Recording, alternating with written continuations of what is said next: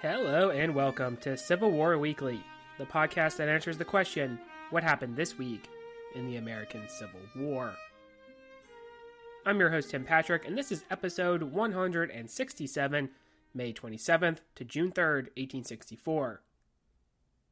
Last week we covered the Battle of North Anna in central Virginia, as well as the Bermuda Hundred Campaign.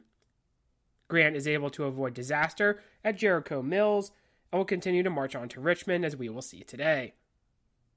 We also talked about the Bermuda Hundred Campaign.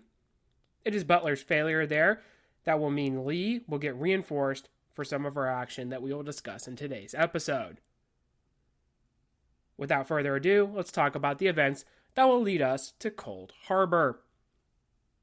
Before we do that, though, a couple of notes here. The first is, I've mentioned this in a previous episode, just want to mention that here as well, in that we are pretty Eastern theater, main theater of the war centric right now in these episodes, and there are probably some of you who are like, man, we're really putting the Atlanta campaign on the back burner here. Rest assured, we will get to the Atlanta campaign very soon. However, it just seems, especially with the Overland Campaign and how large it is and how many of these large-scale battles we have here during the campaign, it just seems like it is easier to go ahead and keep them all together in back-to-back episodes, and then we will get into Atlanta. So, do you want to mention that? We have things that are going on in Atlanta at the same time as a lot of the stuff that's going on in the Overland Campaign here. So, they're very important for context to have both of those side by side, but at least to understand the Overland Campaign, once again, wanted to have everything together. Second thing we want to talk about is, of course, Patreon content, and we did have a movie review here that we have posted for Field of Lost Shoes, and that was 2 episodes ago. We talked about the Battle of Newmarket, and this movie in particular depicts the action of the VMI cadets during that engagement. So we do have a movie review of that, and I think we're going to go back to a picture slideshow for this coming month of June here. Cold Harbor Battlefield is another one of my personal favorites that is in the Richmond area, so could do a picture slideshow of that, show you the battlefield. So we will go ahead and post that to the Patreon as well. If any of that sounds like it would interest you, movie reviews, picture slideshows of modern day battlefields, memoir reviews, if any of that sounds like it would interest you, there is a link in the show description, and those proceeds do go toward the general upkeep of the show. So we have Grant wishing to continue to maneuver his forces as part of the Overland Campaign. We have fought the Wilderness, Spotsylvania, and North Anna, but the Federal general is convinced he'll just need one more push to whip the rebels. Lee had not counterattacked when he really should have, a golden opportunity to destroy the Second Corps as it was isolated. Grant would look to reinforce, as would Lee. With replacements coming in from the Washington defenses, his coffers would soon be full. Beauregard, having dealt a defeat to Butler, would likewise send some men into the rebel ranks, which were sorely needed. This is the true value of the Confederates coming out on top in the Bermuda Hundred Campaign. Despite Beauregard and actually Pickett being relegated from past transgressions, they do a pretty good job. But the South would still be at a disadvantage, and Sheridan had added the mounted wing back to the Federal forces. I've seen it in one of my sources that Grant is like a rich child who receives more money to buy property, and Lee is more meticulous in paying off his mortgage, and I think this analogy has fair points. The Confederate Army has been sapped in manpower, including amongst the officer ranks, and it has also been pushed to exhaustion. Lee himself is still riding in a carriage, suffering from an illness that had probably prevented him from being aggressive at the North Anna. Grant, meanwhile, would wish to continue to be aggressive himself. Now, we say Grant because at this point in the campaign, he's going to take true operational control of the Union Army from George Gordon Meade. Meade had a temper and was not always well liked by his fellow officers and men. Now that Grant was pushing him aside, we can sort of feel for the former savior of the army. His new superior was at first looked at positively by Meade, but Liss was a hot commodity now. Meade had at one point been considered a presidential candidate. His star had been shining pretty bright, but not anymore. He was going to want to be out of the thumb of Grant, but at least while Lee was in the field, this was not going to be a possibility. In fact, like a shark smelling blood in the water, Grant would take control of the movements away from the North Anna River. May 27th would see Sheridan's cavalry lead the way as his troopers press east toward King William County. The narrative heading in this direction is that the army could be resupplied by water. Remember that Sheridan had operated in this area before, and Butler was nearby, which meant so too was the Navy. George Armstrong Custer would skirmish with the rebels at a place called Hanovertown, crossing south of the Pamunkey River. During this brief engagement, the young general would find himself in the water.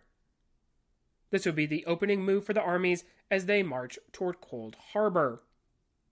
While the cavalry secured the nearer crossings of the river, the corps would be in motion further to the east for their crossing points. Lee would need to figure out exactly where the enemy was, though.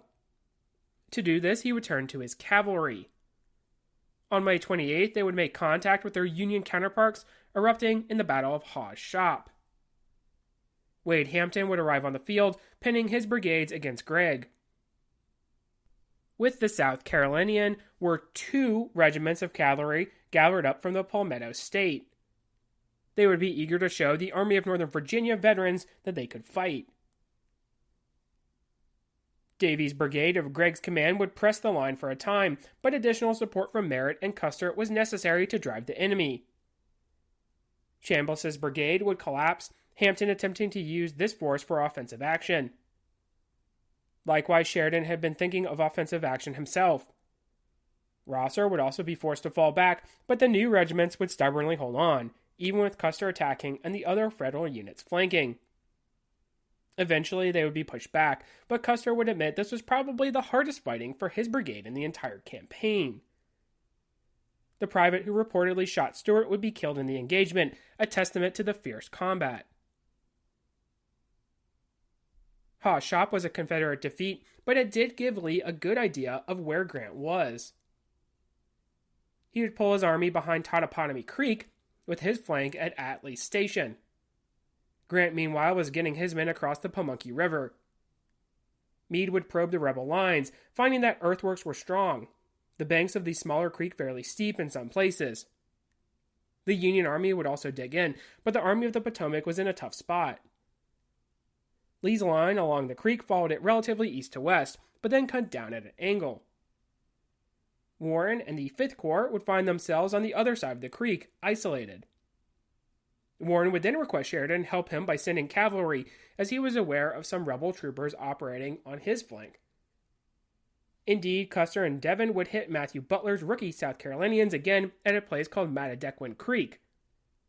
The Southerners would stand briefly before being put to flight by the Federals, utilizing their Spencer rifles. In the meantime, Brian Grimes of Rhodes' division would make contact with the 5th Corps and actually drive away 2 Federal brigades. Stephen Ramseur, elevated to division command, would wish to press the advantage, an attack that his newly minted Corps commander Early would bless. 1 brigade, Pegram's old division, would be thrown at the earthworks of Crawford. Except for an additional 400 casualties being suffered on both sides, nothing would really come of the May 30th action at Bethesda Church. Just as a pause, we do have some interesting comparisons here. Bethesda Church racks up 400 casualties, 800 total approximately between the two sides, and the levity of these actions is not lost on the individuals who are fighting them. And there are actually accounts of men who are like, man, we were back here in 1861, 1862, maybe even at Big Bethel. You had the 5th New York certainly serving in that action. And they're saying things like, man, there were only like 20 total casualties in that battle, and it was considered to be a large engagement at the time because the war had not progressed to this point. But now we're having these actions with 400 casualties per side, and they're kind of considered to be minor affairs by this point. in the war. So it is kind of interesting. And it is also interesting to see how the source material kind of reflects that. You can get larger accounts on the Battle of Big Bethel, but then like some of these compilation books that you see or videos kind of gloss over these engagements, even though, again, in 1861, they would have been kind of big deals. So it is pretty telling and eye-opening to see just how war in the contemporary sense has really worn down on individuals. And then also, I guess too, if you're studying the Civil War, it kind of wears down on you as well. So an interesting comparison to make there. The attack was not supported, but it was questionable if Lee really would have been able to eliminate the 5th Corps. Certainly, it was not a good an opportunity as he had at Jericho Mills, but Lee was concerned with Cold Harbor.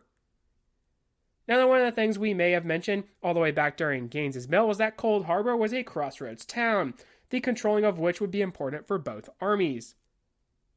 Indeed, Lee was in need of reinforcements from Beauregard, Hoke's division being on its way. Grant would be reinforced with Baldy Smith's corps from Butler in the meantime. If you remember Smith being his choice to actually lead that expedition anyway. So Grant had been happy to await the additional 17,000 men, but Lee was going to act. Hoke's division would be dispatched to the crossroads, and Fitzhugh Lee would arrive to replace Butler. Sheridan, like Lee, would also want to act. It had been brought to his attention that he should be proactive and strike at the rebel cavalry before they could hit him, especially following what had happened at Mattadequan Creek. Now, Sheridan was all for boasting about engaging larger numbers of cavalry than he really did, but he was also about action. So when Torbert and Custer come with him with a plan where Devon actually rides around the Confederate force and captures their horses, well, that's something that the Irishman is going to want to hear. And at least that wasn't going to be Warren complaining about his flanks. He would make contact with the rebels on the 31st, and, although Clingman's brigade had arrived from Hoke, would be able to push out the rebels from Old Cold Harbor. Clingman's command was full of soldiers who had previously served garrison duty on the coast, so they were not as accustomed to campaigning and therefore would arrive piecemeal and not as a whole, causing the cavalry to be able to brush them off. Oddly enough, even though the veterans of Lee's army were lean and probably not a whole lot to look at, they were in fact oddly suited to the life of a soldier. We have talked very briefly, but in many sources, primary and secondary, it is pointed out that at this point in the conflict too, most of the veterans are more comfortable with killing individuals than their replacement comrades. A wounded Confederate would write that as he lay on the field at Hawes' shop, the Federals would walk by, and one of them would actually casually say that it had been him who shot him. Back at Cold Harbor, Lee would realize the threat and try to move Anderson's corps to retake the town. A rookie regiment would prematurely attack Sheridan and be repulsed, ending that opportunity. This would be Lawrence Kite, who would be shot through the liver, a wound that would prove mortal. This regiment was also full of replacements, and actually was as large as probably the entire division of Kershaw. Assaulting the Federal cavalry unsupported, while they were armed with Spencers, would prove as successful as perhaps some of the Confederate attacks during the Chickamauga campaign had been.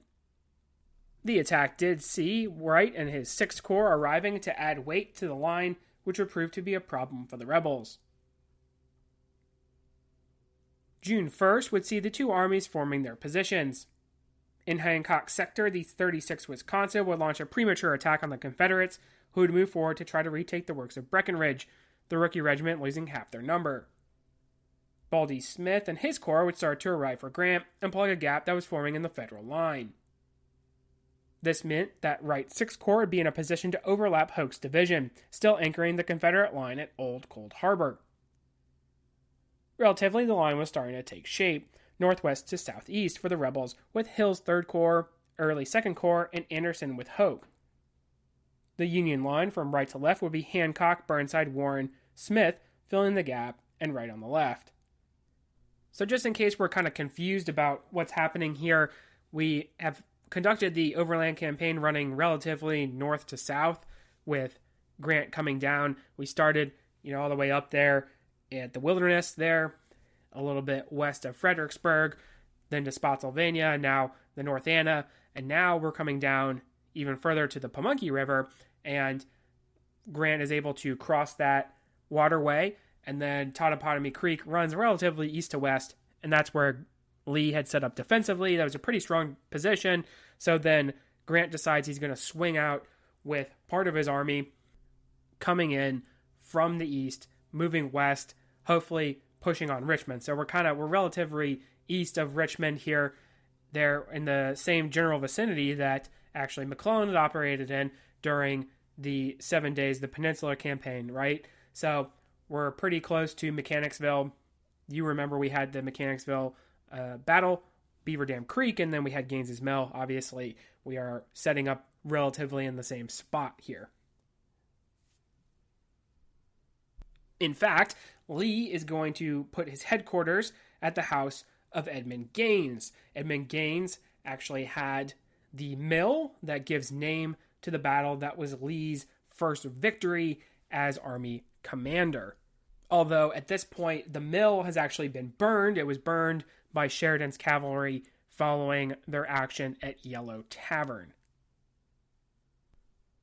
Even though posturing would last until later in the day, Grant would give Wright control of his sector, even over Baldy Smith for that matter, in order for the attack to jump off. Hoke's Confederates connecting with the First Corps would be at a disadvantage, being outnumbered, but also holding very good earthworks. The attack by Wright would jump off late and be fairly uncoordinated. On the extreme flank, Neal's division would launch some unsuccessful attacks, with the only thing gained being a loss of life amongst the attacking regiments. Emory Upton would try a familiar tactic, forming his men into columns that had penetrated the rebels at the Muleshoe. Leading them would be the 2nd Connecticut Heavy Artillery under Elisha Kellogg. The attack would immediately be hit with fire from the rebel works, some of which would enfilade them, as Eustis's brigade did not attack to support them.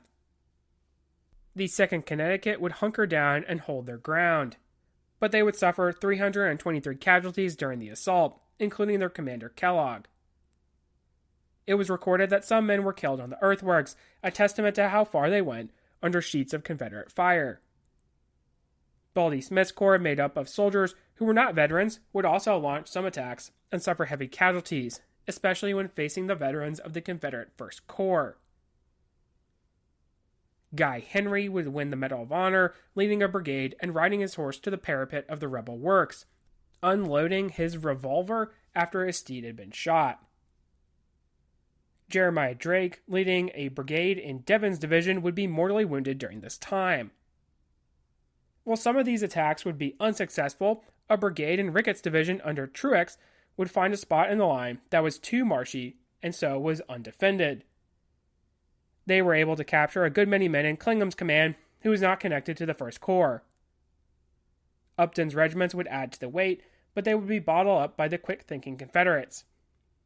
Colquitt and Wofford would have their commands in positions to drive away this threat, however, especially as darkness fell on the field.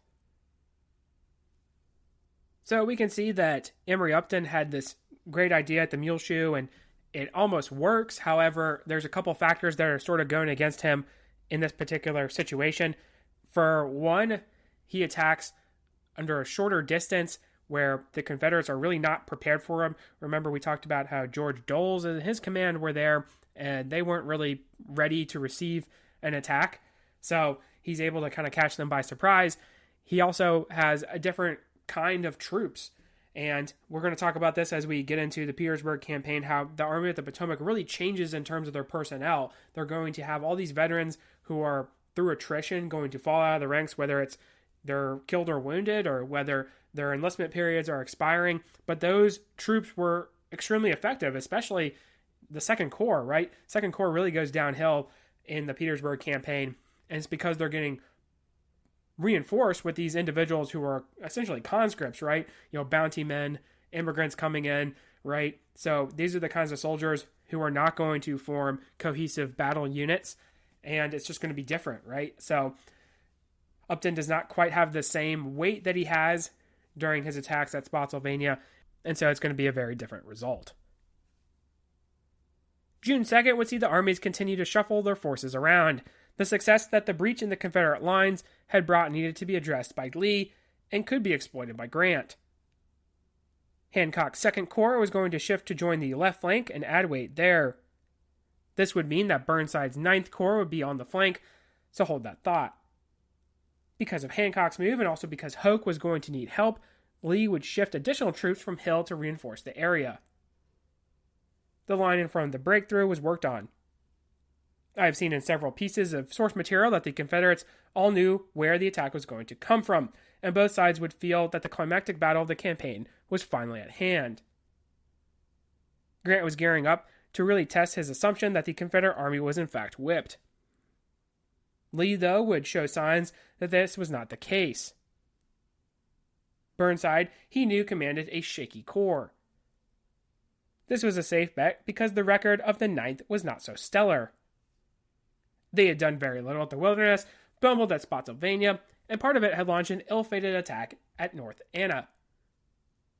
Jubal Early, the new aggressive 2nd Corps commander for Lee, his bad old man, would be tabbed with an attempt to try to take the 9th Corps off the table.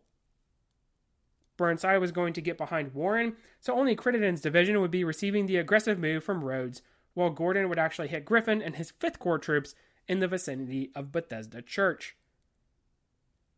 Ledley would be hit, as would a provincial brigade of Elisha Marshall.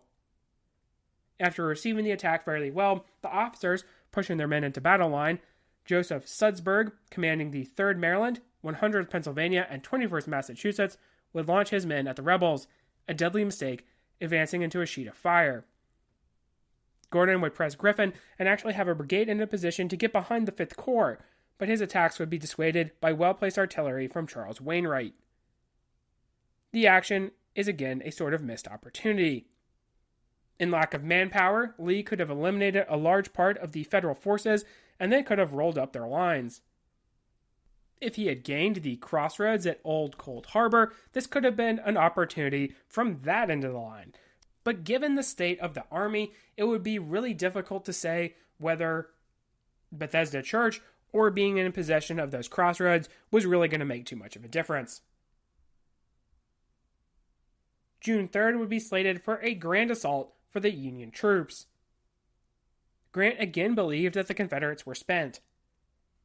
Remember, too, that he is all about the large-scale attacks, the kind that sweep over the entire Confederate line, not allowing them to shift any kind of troops to outgun him anywhere on the position. What was a negative for him, however, is that the Confederates were fully aware that the Yankees were going to try to attack them head-on, and by this point in the campaign, they were very good at making earthworks.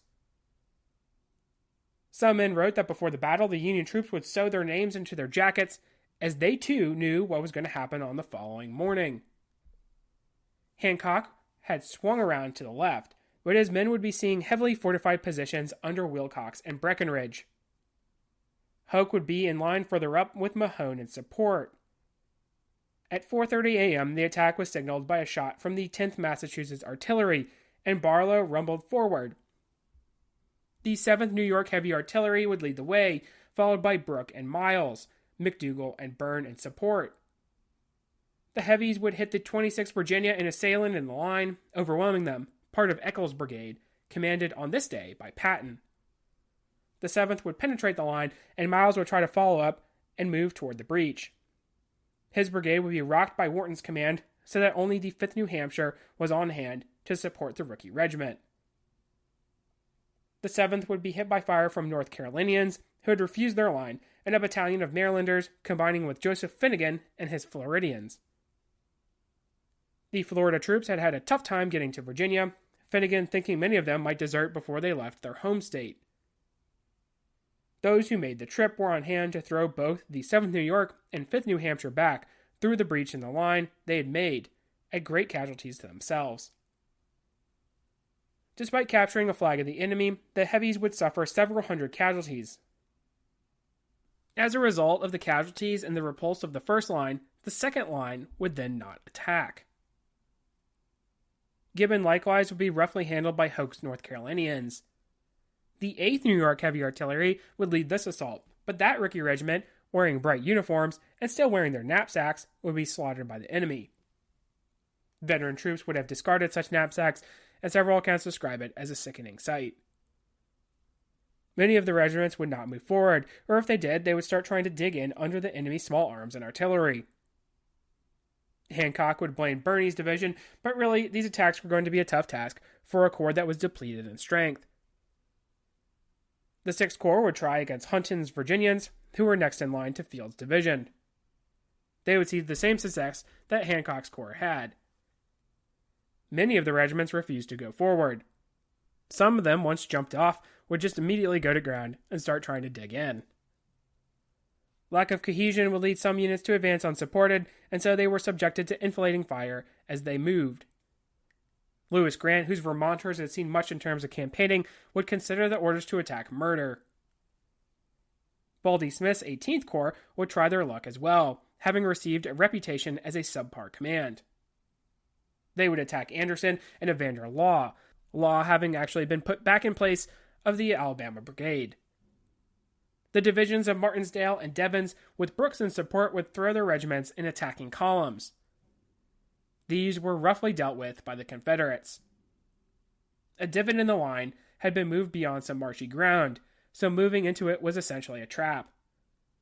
Confederates wrote of the slaughter, saying artillery would throw weapons and limbs into the air. Evander Law would remark that it was not war, but murder. We have a report from George Stannard, whose brigade was one who sought redemption. From General Stannard, the report of operations of the 1st Brigade, 2nd Division, 18th Corps, Army of the Potomac.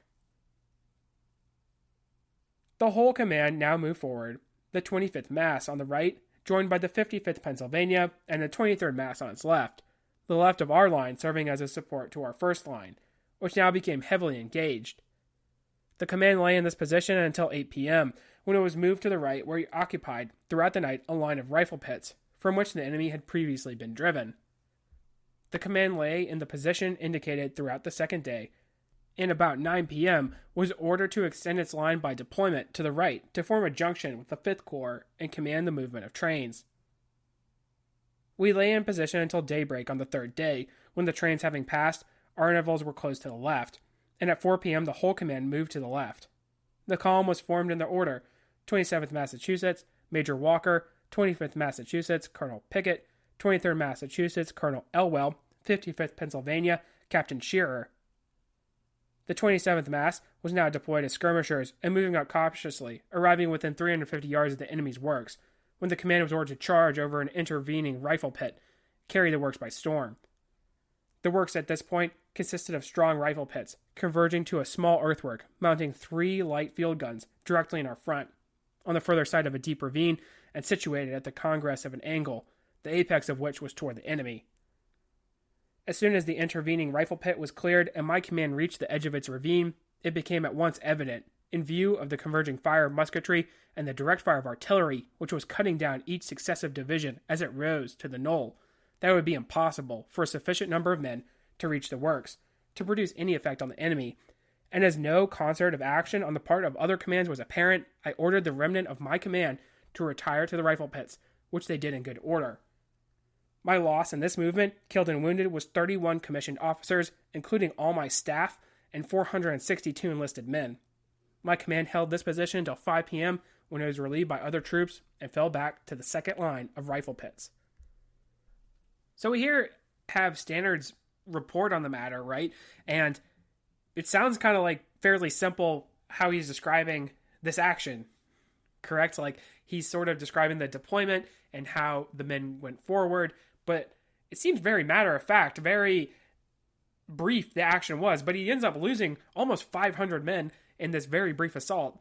And I think another thing to point out is that it happens almost immediately. Like they get up and they start taking this fire, and he can tell pretty quickly how it's not going to work, this attack. So he ends up ordering his men back. So in terms of the time being engaged, just from this report, and again, it's hard to say, right? Everyone has different clocks in the Civil War, right? They don't have a cell phone that's going to tell them exactly what time it was and how long things happened, because sometimes it seems like a lot longer, especially when you're in a combat scenario.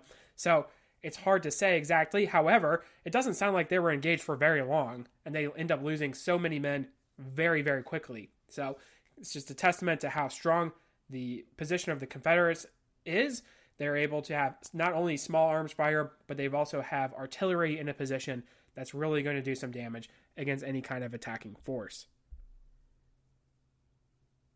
Brooks would not attack, his men being saved the decimation of the other two divisions. Warren would offer a token assault by his men, and Burnside, to his credit, was thinking of maybe flanking around Heath's troops in what might have been a successful attack.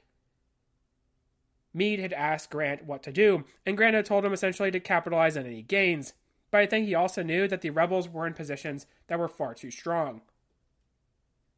I have seen much being made that the Union troops essentially mutinied and refused to attack the Confederates later in the day on the 3rd, but Grant actually calls off the attack. It's actually one of those instances where people are trying to compile evidence, shall we say, against Ulysses S. Grant, talk about how he was a butcher, how he wants to continue attacking, and that's not exactly the case. He thinks that there have been gains made somewhere, right? You probably had more gains made on the 1st when you were actually able to break through, right? The New York Heavy Artillery regiments were actually doing a pretty good job of, Barlow's command of seeing a penetration in the Confederate line that was pretty quickly mopped up. So being able to consolidate those gains and really build upon them is very different than renewing just a general attack. And you have to kind of feel for Grant too, in that maybe if they attacked all along the line, they're going to suffer pretty heavy casualties, but there also might be some success in the attack. So Grant kind of has the right idea. It doesn't happen like that, right? Some units don't jump off, some units do not attack, and that might be more of a testament toward the heavy campaigning that they've been doing, right? Essentially constant combat since the Wilderness. They've had a month of that so far, and now they're really going to be feeling it here at Cold Harbor. So if your point is, well, Grant thinks that the Confederate Army is whipped, he's really in a position where he can capitalize on that fact. Well, he also needs to look at his own army, right? Even though replacements are coming in, these guys probably are not as gung-ho about the war and fighting the war, right? You've lost a lot of the individuals who were really committed to the cause and wanting to win, right? You just have individuals in the ranks now who are doing it for money, or they're doing it because they have to, right? And that's not going to be a good makeup for any kind of army, and especially if you're going to ask them to attack well-entrenched veterans, that's going to be a tall task. But to kind of rally back to the point in that, is Grant a butcher? I don't think so. Personally, does the entire army mutiny? Also not really, right? So we have this story that's played up just for, shall we say, propaganda purposes. Meade had gone to Hancock and asked about the feasibility of renewing an assault. Hancock had replied that his men had been used up, essentially being the strike force a few times over. It was not long before that Meade had been chanted hardtack by the men of the 2nd Corps, who were hungry on top of having been campaigning pretty continuously. There is a debate, however, exactly how devastating the attacks on June 3rd were. Some sources give 7,500 as the casualties, while more conservative estimates are low, even to 5,000 or 3,500. Whatever the total amount of casualties were, the Union troops would write that if you were to go out into the field where they had attacked the Confederates, you would be stepping on bodies. Brief counterattacks would punctuate the evening of the 3rd, all of which were ill-advised by North Carolinians and Floridians. With the conclusion of those counterattacks, though, the action at Cold Harbor would relatively cease. The culmination of the Cold Harbor campaign would be, in a military sense, very brief assaults. In some places, it was over in a matter of minutes. As such, it is difficult to decipher the significance of the battle. In fact, contemporary sources even pointing out that it did not mean a whole lot to the campaigning. Total casualties were around 6,000 for the rebels, while 13,000 to 14,000 would be lost on the Federal side. However, ironically, this was kind of the victory that Lee was needing, and yet he was not able to capitalize on it. Artillery fire had shook the windows in Richmond, and some had even come out to see how the battle fared. Marse Robert was still suffering from his illness, and so he was not really the same commander he had been in other battles. Grant had been defeated, and yet he was still going to plot on how to move on to Richmond and Lee. Both sides, however, will need to rest and resupply, something I think maybe this podcast needs to do, having gone pretty roughshod through the Overland Campaign and the accompanying wing actions. One day I'm going to, of course, do a kind of retrospect on Ulysses S. Grant and his tenure leading the army during these battles, and I think it is interesting to see how one of the things that really makes him a fairly good leader, just in general, is his ability to see mistakes or see errors and kind of keep going forward or keep trying different things. He does that during the Vicksburg campaign, right? He comes up with something that's just wild in passing Vicksburg. But here, right, there are those who point out how Grant might not have been the greatest military leader. And I would actually also be in that camp, in that he very much underestimates Lee in this situation. He underestimates the Confederates, and he does get kind of punched in the mouth here, and he's going to continue to kind of underestimate them.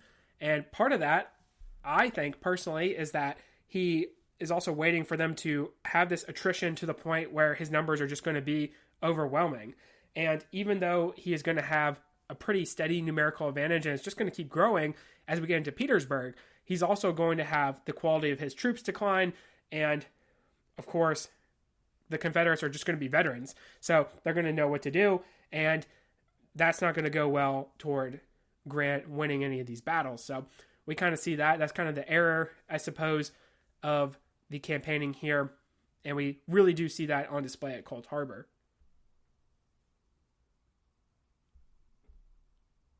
While the battle is over, when we have some time left in this episode, we need to talk about the Overland Campaign as a whole. There are those who do not really consider it to be over until the first actions at Petersburg are concluded. But Cold Harbor is significant is that it does mark the end of fixed battles in the East.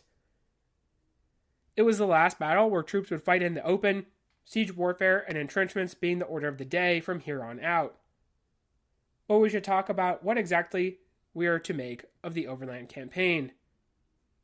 I think it's not speaking too much out of school to say that Grant is impressive and that he is not really the best battlefield leader, as we just mentioned, but he does understand what it takes to end the war. The less troops that can be used against him, the better. So the wear and tear on the Army of Northern Virginia is important. He's going to pay a very heavy price for this, leading to his reputation as a butcher. Grant does suffer from really underestimating his enemy, so even though he holds the material advantages, there are several times where I think things could have really gone south. Longstreet continues his attack, Gordon's flank march, the artillery being left in the Muleshoe, Jericho Mills, Totopotomoy Creek. All of these are great examples of missed opportunity from the Confederates. But if just one of these things goes completely the way of the Confederates, then I think the Overland Campaign is very different, right?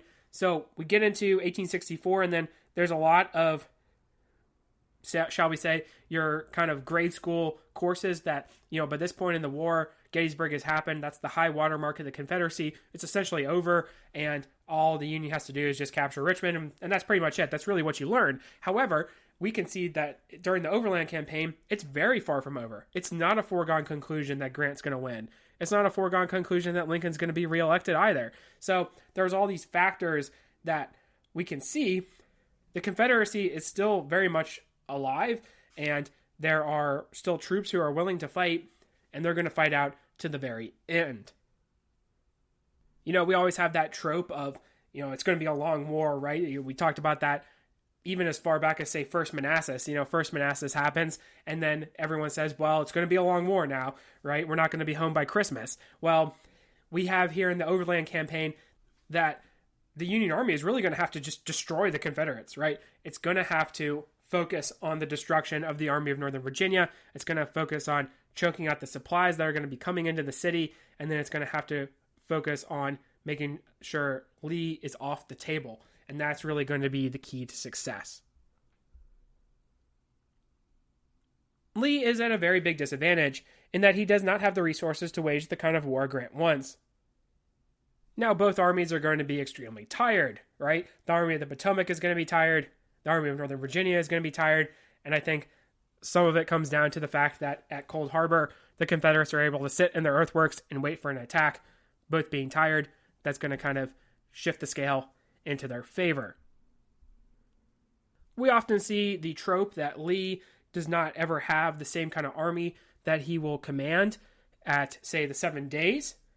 In that campaign, in the very beginning, and it's very fitting, I think, too, in that Gaines's Mill was his first victory, and he's essentially fighting this battle, the end of the Overland Campaign, on the same ground, right? The last fixed battle in the East. And during the campaign, he has 90,000 men, right? Like, he's able to throw a lot of men into an attack. And while we always say, that Lee can't afford the losses that he sustains, and while I personally don't really like to hear that, because there are military accomplishments that are succeeding with less than what Lee has. So I know it's a fun thing to say, right? And to a degree it is true, and that's why the Overland Campaign is very important, because it is whittling down his army. You just have to wonder, right, if they have the same amount of men that they have, say, in 1862, just how different this campaigning is. And if there had been more of an emphasis placed on fighting in the defensive, I know it's hard to see when you have more troops that you're able to throw around. There have not been as many casualties, but if there had been a more of a defensive approach in the beginning of the war, also, and again, this could just be, for me, having these kind of thoughts, right? I'm the kind of guy, once again, who thinks about what happens if there are 300 samurai warriors fighting for Lee at the Battle of Gettysburg, how different things would be then, right? Well, it is kind of an interesting thought process to think of, well, if Lee is able to retain some of these numbers that he loses in these pretty heavy engagements, how things would have been different. And so we will go ahead and bring another battle to a close.